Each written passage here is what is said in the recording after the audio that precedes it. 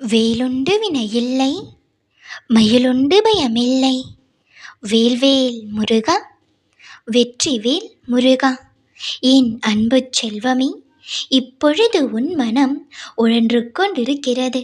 மனதில் பல போராட்டங்களுடனும் சுமைகளுடனும் வலிகளோடும் தான் இதை நீ கேட்டுக்கொண்டிருக்கிறாய். ஒவ்வொரு முறையும் நான் முருகனை வணங்குகின்றேன். முருகன் மேல் எனக்கு ஏராளமான விசுவாசம் உள்ளது.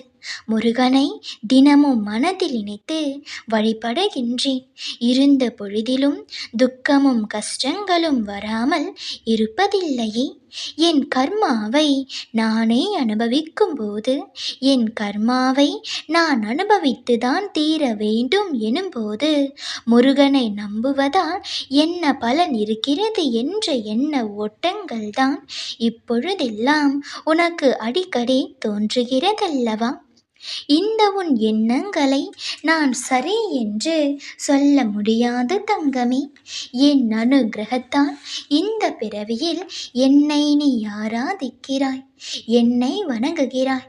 அப்படி என்னை வணங்கும் அவகாசம் உனக்கு கிடைத்ததே ஒரு யோகம் தானே. இந்த பிறவியில் இந்த காலகட்டங்களில் இதுவரை நடந்தவை எல்லாம் உனக்கு நன்றாகவே தெரியும். அதாவது இப்பிறவிக்கு நீ சாட்சி, ஆனால் நானோ உன் பூர்வ ஜென்மங்கள் அனைத்திற்கும் சாட்சி அல்லவா? முன் ஜென்மத்தில் என்ன நடந்தது, உன் நிகழ்காலத்தில் என்ன நடக்கின்றது, உன் எதிர்காலத்தில் என்ன நடக்கும், என்ன நடக்க வேண்டும் என்பவை எல்லாவற்றிற்கும் நான் ஒருவன் தானே சாட்சி. உன் கடந்த பிறவிகள் தீவினைகளால் நிறைந்தது. கர்ம ராசிகள் குன்றுகளாக சேர்ந்திருப்பதால் நான் அவற்றை குறையும்படி செய்ய வேண்டும் அல்லவா? ஏனென்றால் நீ என் பிள்ளை அல்லவா?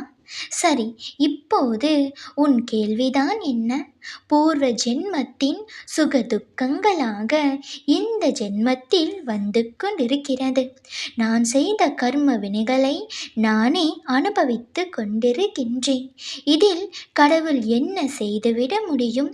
இதுதானே நான் உன் கர்ம வினைகளை ஏராளமாக குறைத்து கொண்டிருக்கிறேன். நீ அனுபவிக்க வேண்டிய ஏராளமான கர்மாக்களை எளிதாக குறைத்து கொண்டிருக்கிறேன். நடப்பதெல்லாம் உன் விதிப்படிதான். உன் விதியை யாராலும் எவராலும் மாற்ற முடியாது. ஆனால் உன் விதியை என்னால் திருத்தி எழுத முடியும். பிழை திருத்தங்களை செய்ய முடியும், சீராக்கவும் முடியும். உன் செயல்கள் எல்லாம் வெளிமுகமாக நடக்கின்றது. என் செயல்களோ மறைமுகமாக நடந்து கொண்டுதான் இருக்கின்றது.